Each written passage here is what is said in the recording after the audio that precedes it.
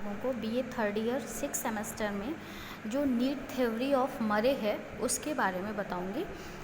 देखिए, जो need theory of मरे है ये अमेरिकन साइकोलॉजिस्ट हेनरी मरे द्वारा दी गई थी। जो मरे थ्योरी इसीलिए इसका नाम है क्योंकि इसे हेनरी मरे ने दिया था और ये अमेरिकन साइकोलॉजिस्ट थे। इन्होंने जो अपनी थ्योरी में फोकस किया है वो किया है इंडिविजुअल नीड्स पर, किसी भी मतलब इंडिविजुअल नीड्स पर किया है। मरे कहते हैं, मरे के अकॉर्डिंग जो नीड्स है क्या, readiness to respond in a specific manner under given situation.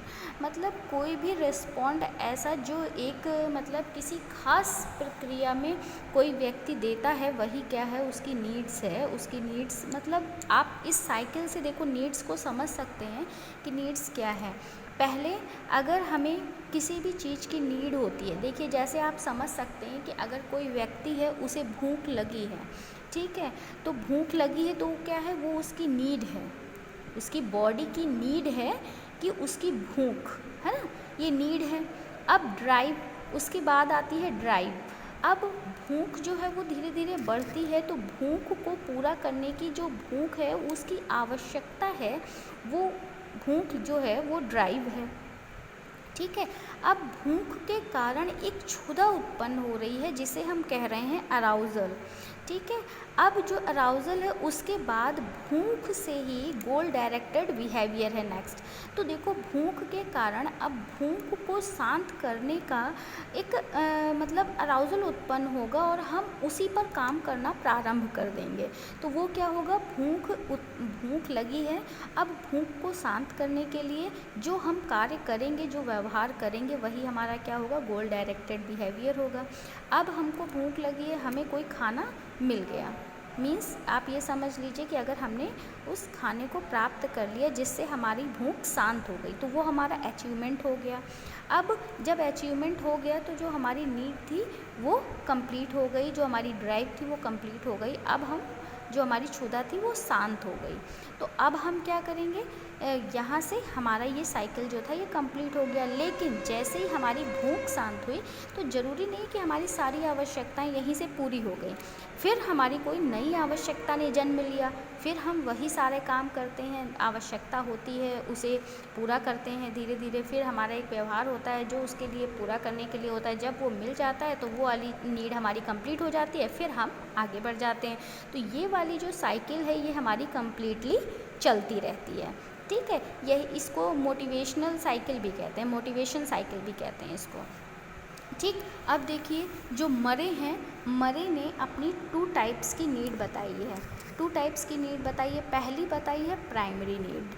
अब प्राइमरी नीड क्या है, जैसे जो बायोलॉजिकल नीड्स होती हैं, जो बेसिक नीड व्यक्ति की होती हैं, वाटर, फूड, ऑक्सीजन, सेक्स, ये सारी जो हैं ये प्राइमरी नीड्स हैं व्यक्ति की।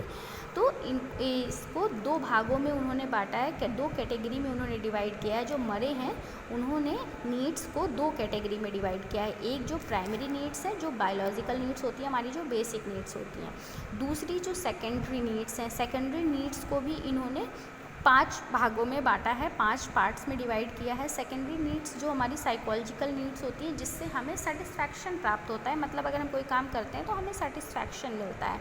लेकिन ज़रूरी नहीं अगर ये नीड्स हमारी पूरी नहीं होती हैं तो इट्स ओके, बट हम करने की कोशिश कर सकते हैं, लेकिन इससे हमें कोई इतना ज़्यादा हार्म नहीं होता है, ठीक है। ये साइकोलॉजिकल नीड्स होती हैं, इससे हमें सेटिस्फैक्शन मिलता है। अब इसमें देखो 5 हैं। पहला है एम्बिशन नीड्स। पहला जो है वो एम्बिशन नीड्स है, ये हेनरी मरे ने ये सारी नीड्स बताई हैं। ये जो मेन है यही ये है। इन्होंने 2 तरह की कैटेगरी में बांटा है नीड्स को, एक प्राइमरी है, एक सेकेंडरी है।